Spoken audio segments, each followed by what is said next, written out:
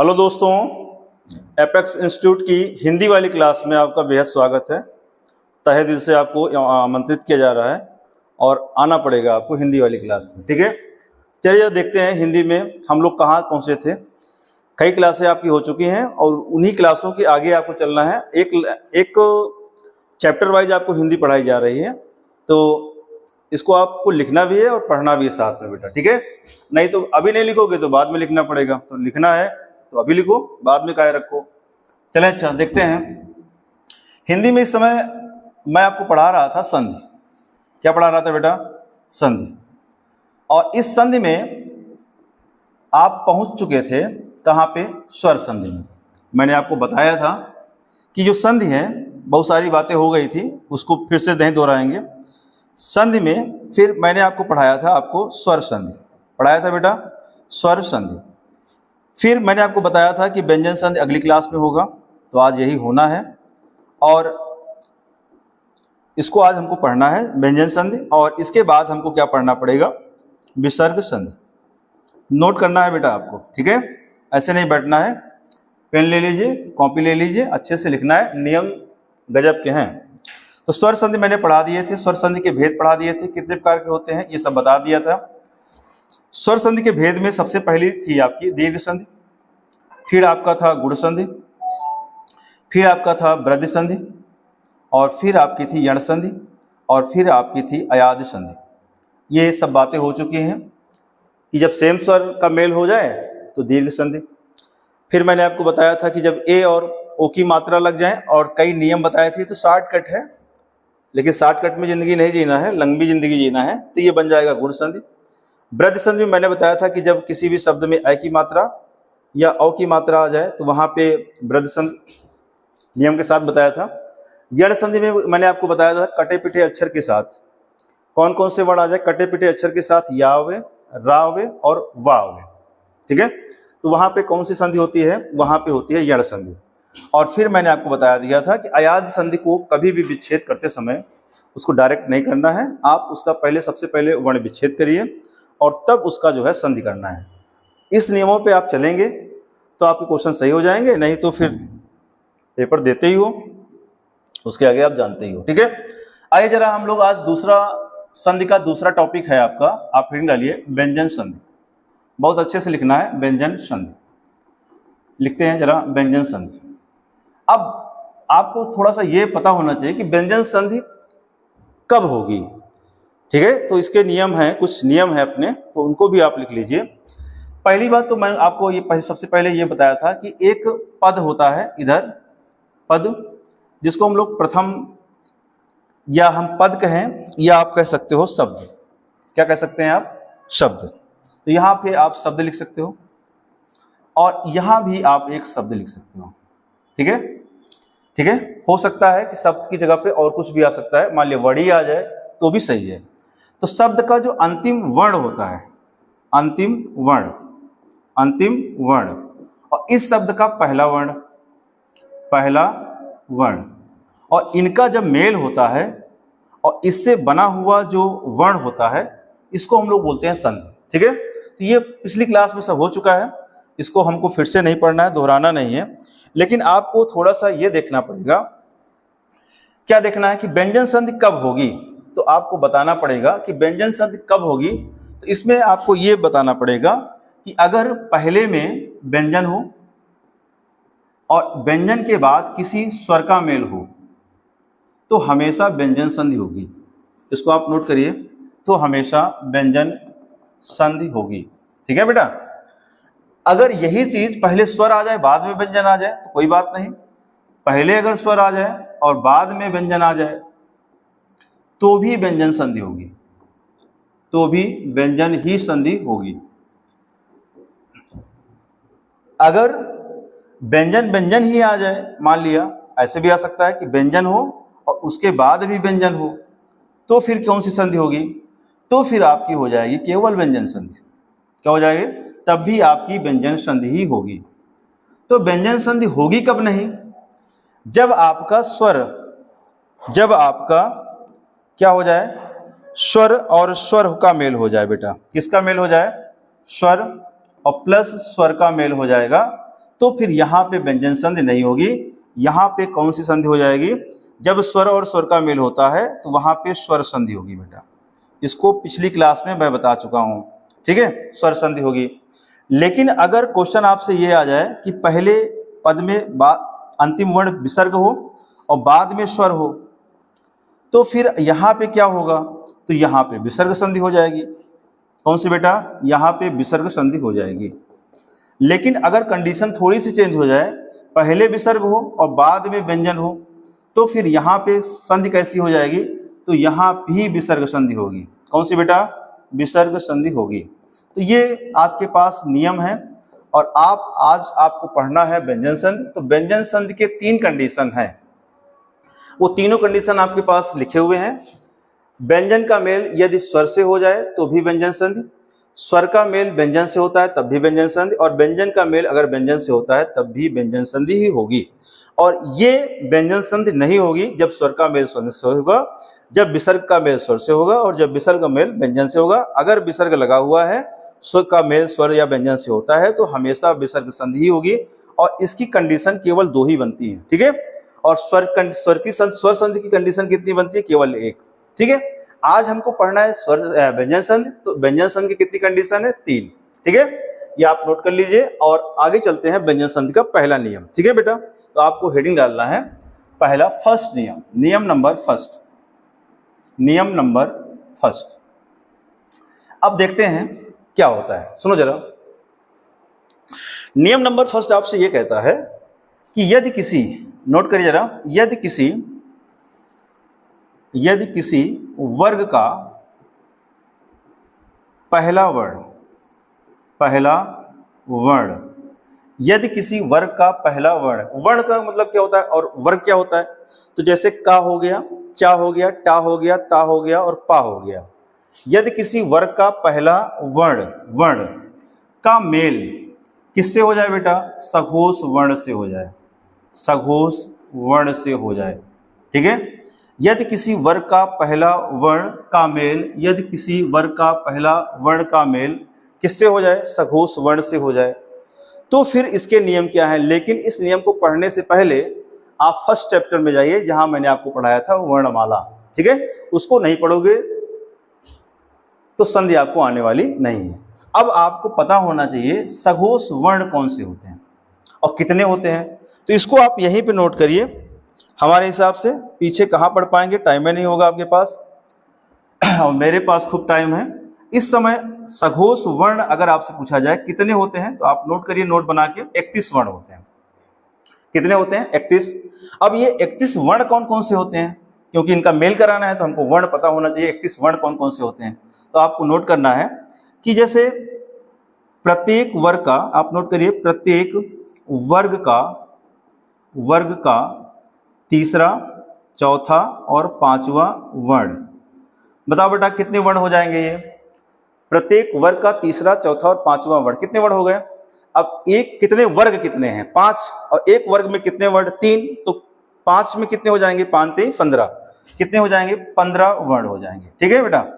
अब अगर हम बात करें, इसमें से बात करें और कौन कौन से हो सकते हैं, तो इसी में आपको पढ़ाया गया था ऊष्म वर्ण। कौन सा? ऊष्म वर्ण। अब ऊष्म वर्ण कौन कौन से होते हैं? तो तीनों प्रकार की सा, खा, सा, हा को नहीं शामिल किया जाता है इसमें। तो ये इसमें जो है सा, खा, सा, और सॉरी, इसको हम लोग इसमें ऊष्म वर्ण को नहीं प्रयोग करेंगे, ठीक, इसको प्रयोग करेंगे। इसको आप लिख लीजिए, इसमें हम अंतस्थ वर्ण का प्रयोग करेंगे। किसका बेटा? अंतस्थ वर्ण। तो यहाँ पे हम लिखेंगे अंतस्थ वर्ण, अंतस्थ वर्ण। अब अंतस्थ वर्ण में कौन है? एक आपका य है, रा है, ला है और वा है, और इसी में आपका आता है हा। तो 5 3 15 वो हो गए थे और 5 ये हो गए। कितने हो गए बेटा? 20। कितने हो गए? 20 वर्ण हो गए। अब बात करते हैं सभी स्वर। किसकी बात करेंगे? सभी स्वर। और स्वर कितने हैं आपके पास? 11, और 20 और 11 मिला के कितना हो गया? 31 वर्ण, ठीक है।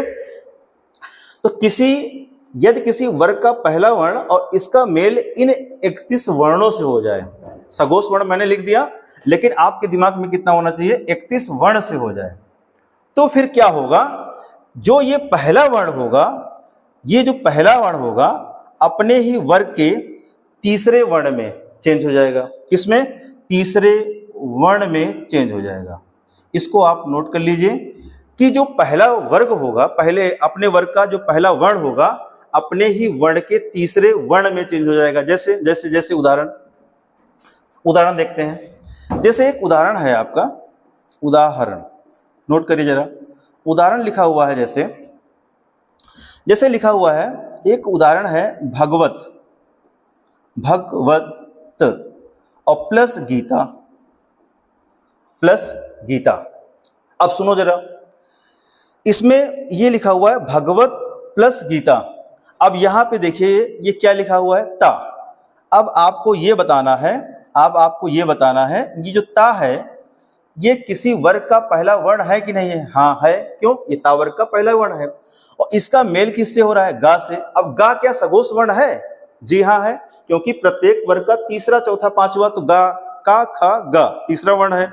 इनका मेल हो रहा है आपस में। तो आपको क्या बताना है कि अगर ये मेल हो रहा है तो ये पहला वर्ण अपने ही वर्ग के तीसरे वर्ण में चेंज हो जाएगा। तो ये बताओ ता किस में चेंज हो जाएगा? दा में।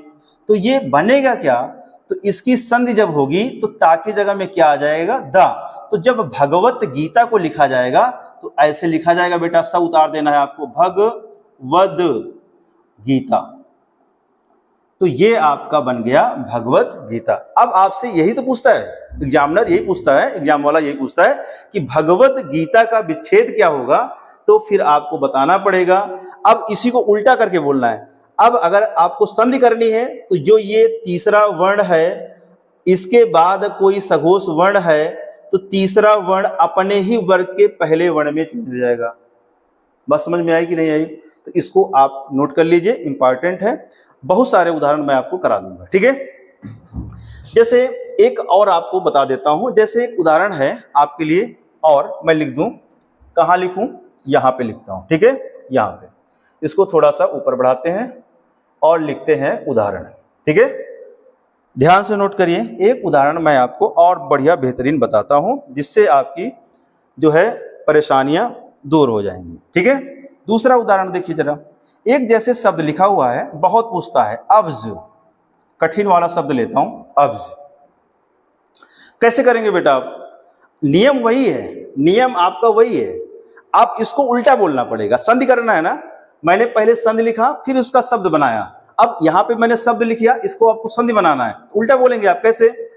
तीसरा वर्ण अपने ही वर्ग के पहले वर्ण में चेंज हो जाएगा। तो तीसरा वर्ण क्या है? बा। और बा किस वर्ग का है? पा, पा, फा, बा, पा, फा, बा। अब इसका जो है ये कौन बन जाएगा? तो इसको आपको नोट करना है। कैसे? ऐसे सुनिए जरा कैसे। जो अब्ज लिखा है ये बा जो है अपने ही वर्ग के पहले वर्ण में आएगा। तो पहला वर्ग कौन सा बनेगा? पा बनेगा बेटा, बोलो हाँ। अब आपको ये बताना है कि पा तो चेंज हो गया। अब ये बताओ ये बा आधी है कि पूरी है? तो आप बताओगे आधी है, तो पा भी आपकी आधी होनी चाहिए। ध्यान देना इस पे। और इसके पहले क्या है? इसके बाद में क्या है? जा। और जा क्या सघोष वर्ण है? जी हाँ है, तभी तो ये चेंज हो रहा है। और फिर इसके पहले क्या बचा? आपका आ। और इसके बाद क्या बचा? जा। ये हो गया आपका संधि। क्या बना? अप धन जा बराबर अब्ज। समझ में आया कि नहीं आया? इसी का जैसे बहुत सारे उदाहरण है, ऐसे बहुत सारे उदाहरण हैं जो आपको परेशान करने वाले हैं। लेकिन अगर आप नियम से चलोगे तो किसी भी प्रकार की कोई दिक्कत होने वाली नहीं है। मैंने आपको एक संधि से शब्द बनाया है और एक मैंने शब्द से संधि बना दिया है। नियम आपके पास बेहतरीन है, लेकिन अगर आप कोशिश करोगे तब होगा। ये क्या लिखा हुआ है फिर से नोट कर लीजिए, अगर नोट नहीं कर पाते हैं आप तो। यदि किसी वर्ग का पहला वर्ण का मेल किसी सघोष वर्ण से होता है। अब सघोष वर्ण कितने हैं मैंने आपको पढ़ा दिया है, 31 वर्ण होते हैं। और इनका मेल अगर सघोष वर्ण से होता है तो फिर जो पहला वर्ण होगा वो अपने ही वर्ग के तीसरे वर्ण में चेंज हो जाएगा। लेकिन जब शब्द दिया होगा तो फिर इसमें उल्टा बोलना है। उल्टा कैसे बोलेंगे? शब्द कौन सा है? बा, अर्थात अपने वर्ग का तीसरा वर्ण है। और जब इसको आप संधि में ले जाएंगे तो बा किस वर्ग में आता है? पा, फा, बा। तो अपने ही वर्ग के पहले वर्ण में चेंज हो जाएगा। तो इसका अब्ज का क्या बनेगा? अप धन जा बराबर अब्ज, ठीक है। आइए जरा दूसरे नियम पे आपको ले चलते हैं, ठीक है। जैसे देखिए इधर, मान लिया ऐसा ही नियम है, सेम ऐसा ही नियम है, लेकिन हुआ क्या, इसी में थोड़ा सा चेंज कर दिया जाए। यदि किसी वर्ग का पहला वर्ण का मेल मान लिया उसी वर्ग के पंचमाक्षर से हो जाए, तो फिर क्या होगा? तो फिर वही होगा। जैसे एक उदाहरण और मैं आपको बता दूं, नहीं तो आप सोच रहे होंगे कि कैसे करेंगे। जैसे एक शब्द है वांग्मय, कौन सा है? वांग्मय। इंपॉर्टेंट है, ठीक है, इंपॉर्टेंट है, इसलिए कह रहा हूं, देखो जरा, इंपॉर्टेंट है। इसमें लिखा हुआ है वांग्मय, ये अंगा है, आधी अंगा है, और उसके बाद माँ है और फिर या है। मैं इसलिए इसको लिख रहा हूं, देखिए जरा क्या है, ये अंगा है, पंचमाक्षर है, और ये भी पंचमाक्षर है, अर्थात पंचमाक्षर के बाद पंचमाक्षर है। तो फिर क्या होगा? कुछ नहीं होगा, नियम वही है, क्योंकि ये जो माँ है ये सघोष है, और जो अंगा है, ये जो अंगा है, ये क्या उसी वर्ग का तीसरा वर्ण है क्या, या पहला वर्ण है क्या? नहीं बाबू, ये जो है ये इस नियम से थोड़ा सा अलग है। यही मैं आपको बताना चाहता हूं, ये नियम यहां पे सेट नहीं होगा। क्यों सेट नहीं होगा बाबू साहब? क्योंकि यहां पे ये अंगा लगा हुआ है और इसके बाद सघोष वर्ण है। अंगा के बारे में मैंने बताया नहीं, यदि किसी वर्ग का पहला वर्ण के बारे में बताया है, ठीक है, तो यहां पे गलत हो जाएगा। इसके लिए अगला नियम बनेगा जो मैं आपको अगली स्लाइड में बताने जा रहा हूं। नियम नंबर 2 आप लिखिए जरा, नियम नंबर 2। नियम नंबर 2 क्या कहता है? देखिए जरा, यदि किसी, लिखो बेटा, यदि किसी वर्ग का यदि किसी वर्ग का पंचमाक्षर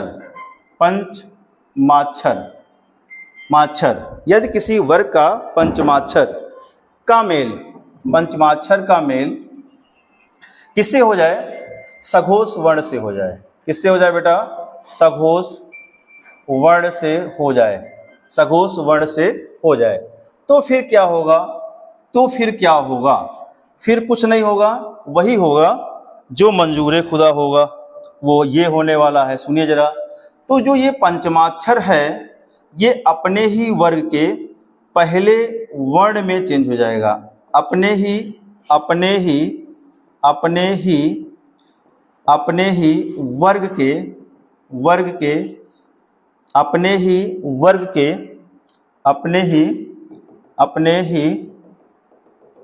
इसको आप फिर से लिखेंगे, कैसे? गलत लिख दिया मैंने, आप भी सही कर लीजिए अगर लिखे हो तो।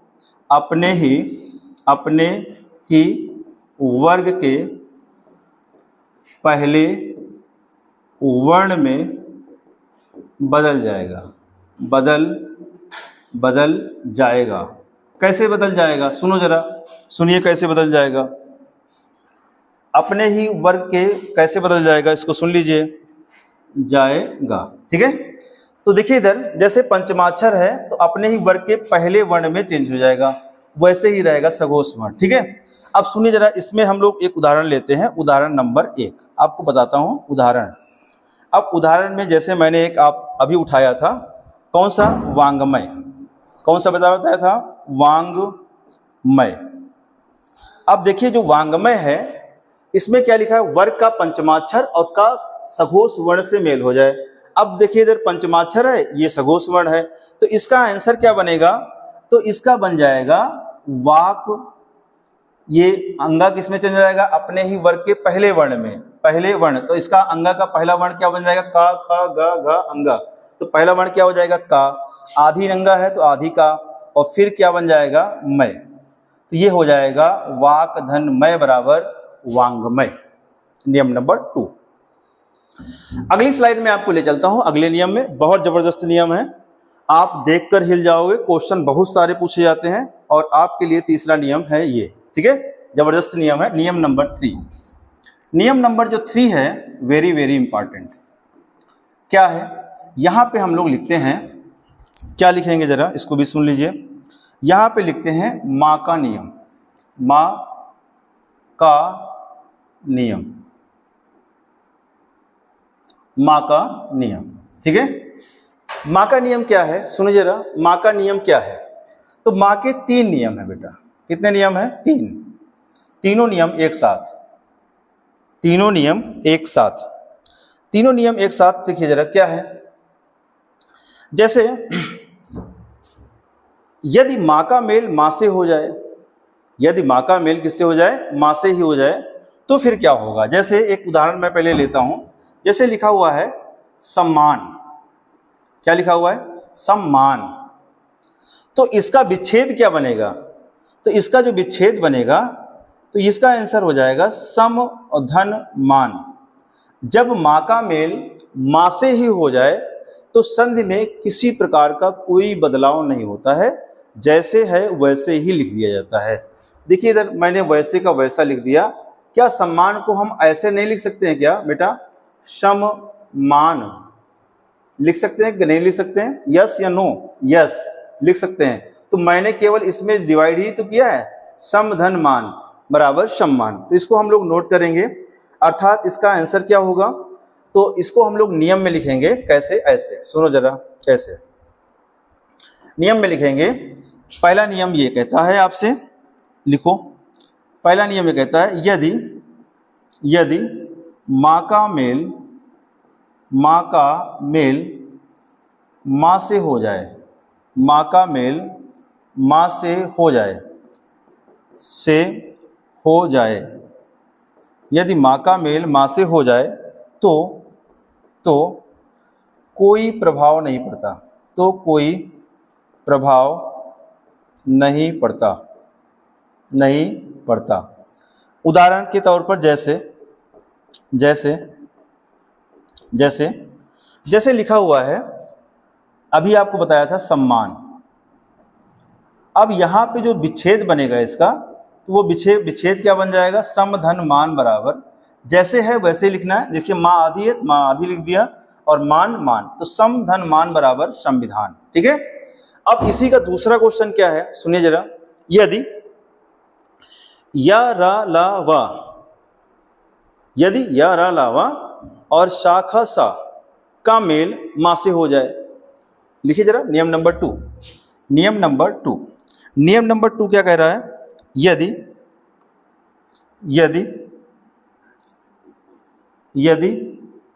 या रा ला वा सा खा सा का मेल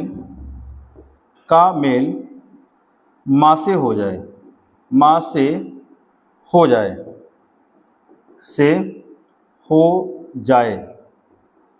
हो जाए, तो फिर क्या होगा?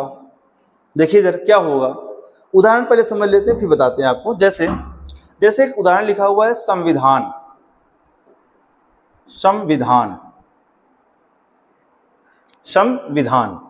तो इसका विच्छेद क्या बनेगा? इसका विच्छेद बन जाएगा सम धन विधान। अब यहां पे देखना है आपको, जो ये माँ है, इसका मेल किससे हो रहा है? इसका मेल वा से हो रहा है। ठीक है, इसका मेल किससे हो रहा है? वा से। तो यही तो आपसे कह रहा है, या रा ला वा सा खा सा का मेल माँ से हो जाए तो क्या होगा? तो ये जो अनुस्वार है, जो माँ है, वो अनुस्वार में चेंज हो जाएगा। माँ अनुस्वार में चेंज हो जाए तो जो माँ है, माँ अनुस्वार में बदल जाएगा। इसको आप नोट कर लीजिए, इंपॉर्टेंट है, नहीं तो बाद में आप पछताएंगे। ये ऐसे, ठीक है। तो इसका एक उदाहरण मैंने आपको बता ही दिया है। कौन सा है उदाहरण? ये है संविधान, समधन विधान बराबर संविधान। ठीक है, तो इसको आप नोट करिए। जैसे उदाहरण के तौर पर है संविधान, और संविधान का जब विच्छेद करेंगे तो क्या बनेगा? तो समधन विधान बराबर संविधान। ठीक है, समधन विधान बराबर संविधान। ठीक है। जैसे एक उदाहरण और है संशय। कैसे लिखा जाएगा? दूसरा नंबर इसमें हम लोग ले सकते हैं संशय। संशय। तो इसका क्या बन जाएगा, अनुस्वार को माँ में लाना है, सम और धन सय, सम धन सय बराबर संशय। तो कैसे, माँ का मेल किससे हो रहा है, सा से। ये देखिए यहाँ पे लिखा हुआ है सा से हो रहा है, तो ये माँ जो है किस में बदल जाएगी, अनुस्वार में बदल जाएगी। और मैंने आपको पिछली क्लासों में बताया भी था कि जो शिरोरेखा होती है उसके ऊपर अगर कोई बिंदी है तो वो दो तरह से लगती है, या तो वो अनुस्वार होगा या तो वो पंचमाक्षर होगा। अनुस्वार कब होगा, अनुस्वार तभी होगा जब उसके बाद बिंदी के बाद या रा लावा या शाखा सा ये जब आते हैं तो वहां पे अनुस्वार माना जाता है, और का से मा तक जो आता है उसको हम लोग बोलते हैं पंचमाक्षर। तो हम लोग आगे का नियम क्या पढ़ेंगे, आगे का नियम ये कहता है ये, ठीक है, क्या कहेगा जरा सुनो जरा, ये लिख लीजिए। तीसरा नियम क्या कहता है, यदि माँ का मेल का से मा तक किसी भी वर्ण से हो जाए, किसी भी वर्ण से हो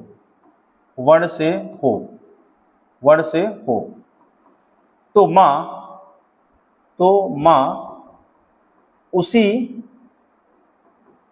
वर्ण के पंचमाक्षर में बदल जाएगा। ये जबरदस्त नियम है, तीनों नियम वेरी वेरी इंपॉर्टेंट। देखो मैंने क्या लिखा है, यदि माँ का मेल का से मा तक किसी भी वर्ण से हो तो माँ उसी वर्ग के पंचमाक्षर में बदल जाएगा। जैसे उदाहरण के तौर पर हम लोग क्या लेंगे, उदाहरण के तौर पर जैसे बहुत सारे उदाहरण है इसमें,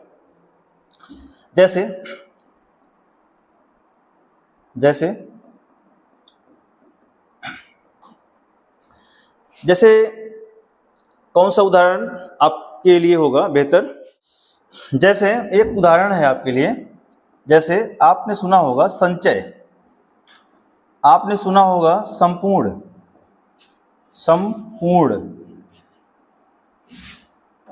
ना, आपने सुना होगा संगति। संचय का विच्छेद क्या बनेगा, देखिए इधर। अब बताओ जरा, ये बिंदी के बाद क्या है, चा, बिंदी के बाद क्या है, चा। आपको बताना है ये जो बिंदी है ये क्या है, अनुस्वार है या पंचमाक्षर है, आपको बताना है। ये जो बिंदी वो क्या है, अनुस्वार है या पंचमाक्षर है, आपको बताना पड़ेगा। तो देखिए इधर बेटा, मैंने आपको यही बताने की कोशिश किया है कि बिंदी के बाद चा आया, का से मा तक है कि नहीं है, जी हाँ है। तो फिर वो किस में बदल जाएगा, माँ में बदल जाएगा। तो यहाँ पे क्या हो जाएगा, यहाँ सीधे सीधे आपको लिखना है शम धन चय बराबर संचय। ओके, ठीक है। और यहाँ पे क्या हो जाएगा, संपूर्ण में, तो इसका हो जाएगा समधन पूर्ण बराबर संपूर्ण, ठीक है। और यहाँ पे संगत में क्या हो जाएगा, संगत में तो ये हो जाएगा समधन गति बराबर संगति, ठीक है। ये क्यों ऐसा हुआ है, क्योंकि यहाँ पे ये जो बिंदी है इसके बाद गा है, तो जब बिंदी के बाद गा आवे अर्थात का से मा तक आवे, कोई भी वर्ण आवे, तो फिर जो ये माँ है उसी वर्ग के पंचमाक्षर में चेंज हो जाएगा। और यहाँ पे जो ये पंचमाक्षर ही तो है, ये क्या है बेटा, पंचमाक्षर ही तो है, ठीक है। तो उसको उल्टा बोलो और चाहे तो सीधा बोलो, लेकिन यहाँ पे ऐसा नहीं था। यहाँ पे जो बिंदी है वहां के बाद क्या है, वाह, तो यहाँ पे क्या हो जाएगा, वाह आया। अब देखो इसमें क्या लिखा हुआ है, या रा ला वा सा खा सा, ये वर्ण अगर आते हैं तो ये पंचमाक्षर है क्या, ना बाबू, ये पंचमाक्षर नहीं है, ये है आपका अनुस्वार। और यहाँ पे ये क्या है, ये पंचमाक्षर है। पंचमाक्षर और अनुस्वार में अंतर यही है बस, ठीक है। बड़ी बात है, छोटी मत लेना इसको, बड़ी बात है, इसको नोट करिए, नहीं तो परेशान हो जाओगे बेटा, ठीक है। और अगला नियम आपका कहता है नियम नंबर 4 क्या कहता है, चौथा नियम ये कहता है बेटा, यदि, नोट करिए बेटा, यदि किसी हर्ष स्वर या आ का मेल, आ का मेल किससे हो जाए बेटा? छा से हो जाए। किससे? छा से हो जाए। इसको आप नियम नंबर 4 मान लीजिए। कौन सा नियम बेटा? 4। नियम नंबर 4 आपसे ये कहता है, यदि किसी हर्ष स्वर का या बड़े आ का मेल किससे हो जाए? या किससे हो जाए? छा से हो जाए, तो क्या होगा? तो वही होगा जो ये कह रहा है नियम आपसे। ये क्या होगा? तो आपको लिखना है छा से पहले, छा से पहले चा आ जाएगा, चा लिखा जाएगा, लिखा जाएगा। नोट करिए बेटा, हल्के में मत लेना, क्वेश्चन आपका दमदार है। यदि किसी हर्ष स्वर या बड़े आ का मेल छा से होता है। किससे? छा से। तो छा से पहले आपको चा लिखना है। उदाहरण देख लेते हैं, आपको समझ में आ जाएगा। उदाहरण कह रहा है आपका ये, देखिए इधर क्या कहता है। उदाहरण कहता है ये, क्या कहता है? सुनो जरा। जैसे लिखा हुआ है अनुच्छेद, अनुच्छेद, क्या लिखा हुआ है? अनुच्छेद। पहले देखिए इधर, और बहुत सारे ऐसे शब्द आते हैं जो आप लोग गलत लिख देते हो, तो ये आपको ध्यान देना है। देखिए चा कब आधा लिखा जाएगा, ये नियम आपसे कहता है। देखिए क्या लिखा हुआ है? हर्ष स्वर। तो बताओ चा से पहले हर्ष स्वर है कि नहीं है? अब पहली बात तो आपको पता होना चाहिए, मैं यहाँ लिख रहा हूँ, यहाँ पे आपका मन करे तो लिख लेना। आप बताओ हर्ष स्वर कितने हैं? आप कहोगे सर जी 4। तो 4 हैं कौन कौन से? छोटा, छोटी ई, छोटा ऊ और री। कौन सा बेटा? छोटी ई, छोटा आ, छोटी ई, छोटा और छोटा ऊ और री। ये 4 जो हर्ष स्वर हैं, इनका मेल किससे हो जाए? छा से हो जाए। तो हमेशा छा से पहले आधा चा आएगा। कैसे आएगा? अब सुनो जरा, मैंने जो लिखा है गलत लिखा है सही? नियम से आइए जरा। चा लिखा है ना, तो चा से पहले आपको देखना है क्या हर्ष स्वर है? जी हाँ है। अगर हम इसको विच्छेद करें तो हम ऐसे करेंगे, सुने जरा। आ लिखेंगे, फिर क्या लिखेंगे? ना लिखेंगे, और ना के बाद क्या लिखेंगे? छोटा ऊ, और फिर क्या लिखेंगे? चा, आधी है, और फिर क्या लिखेंगे? छा, और फिर क्या लिखेंगे? ए, और फिर क्या लिखेंगे? दा। आप बताओ ऐसा लिख सकते हैं कि नहीं लिख सकते? बोलो हाँ लिख सकते हैं। नियम क्या कह रहा है कि यदि हर्ष स्वर या बड़े आ में छा का मेल हो जाए तो छा से पहले चा लिखा जाता है। अब सुनो जरा, ये जो चा है, ये जो चा है क्या है? चा। ये जो चा है, सुनो जरा, ये जो चा है इसके बाद में क्या है? छा, इसके पहले क्या है? छोटा ऊ। तो ये आपका हर्ष स्वर है बेटा। ये कौन सा है? हर्ष स्वर। और इसके बाद में क्या है? छा। हर्ष स्वर और छा का यदि मेल होता है तो चा अपने आप आ जाएगा। मैं यही समझाना चाहता था। तो बताओ जरा, अनुच्छेद का विच्छेद क्या बन जाएगा? यहाँ पे विच्छेद क्या बनेगा? बताओ जरा। अनुधन छेद। इसका जो विच्छेद बनेगा, विच्छेद में नहीं आएगा चा, ये बन जाएगा अनु और धन छेद बराबर अनुच्छेद। कैसे हुआ? सुनो, हर्ष स्वर मतलब ऊ का मेल किससे हो रहा है? छा से। तो जब आप इनको जोड़ोगे तो छा से पहले अपने आप में चा आ जाएगा। उदाहरण एक और आपको बता देता हूं। जैसे एक उदाहरण पे है, जैसे लिखा हो, जैसे एक उदाहरण पे लिखा जाता है परिच्छेद नंबर 2। उदाहरण पे नंबर 2 जैसे एक लिखा है परिच्छेद, इसका भी विच्छेद वही होगा जो मैंने अभी आपको बताया। इसका विच्छेद क्या बनेगा बेटा? तो इसका विच्छेद बन जाएगा परि और धन छेद बराबर परिच्छेद। कैसे हुआ? क्योंकि यहाँ पे जो ये छोटी ई की मात्रा लगी हुई है, ये आपका हो गया हर्ष स्वर और ये हो गया छा। तो हर्ष स्वर का छा से मेल हो रहा है तो चा अपने आप में आ जाएगा। तो ये बन जाएगा आपका परिच्छेद। एक हो गया। एक उदाहरण पे और लिख सकते हैं, जैसे इसी का आता है विच्छेद। बताओ जरा, आता है कि नहीं आता है? बोलो हाँ आता है। तो फिर लिखो क्या बनेगा? तो यहाँ पे बन जाएगा वी और धन छेद। जब कभी ऐसे उदाहरण होते हैं तो उनका जब हम लोग संधि करते हैं तो जब संधि करेंगे, विच्छेद करेंगे, तो फिर छा से पहले कभी चा नहीं लिखा जाएगा। लेकिन जब इन दोनों को मिक्स करेंगे और यहाँ पे अगर कोई हर्ष स्वर लगा हुआ है तो फिर छा से पहले हम लोग आधी चा का प्रयोग कर देते हैं। ठीक है, बस आज के लिए इतना ही रखो। गर्मी बहुत तेज है, बारिश बहुत तेज है। अगले दिन फिर मिलेंगे। क्लास कैसी लगी? अच्छी लगी है तो कमेंट्स बॉक्स में लिखना है, और अगर नहीं लिखी है तो मत लिखना बेटा। ठीक है, ओके, धन्यवाद।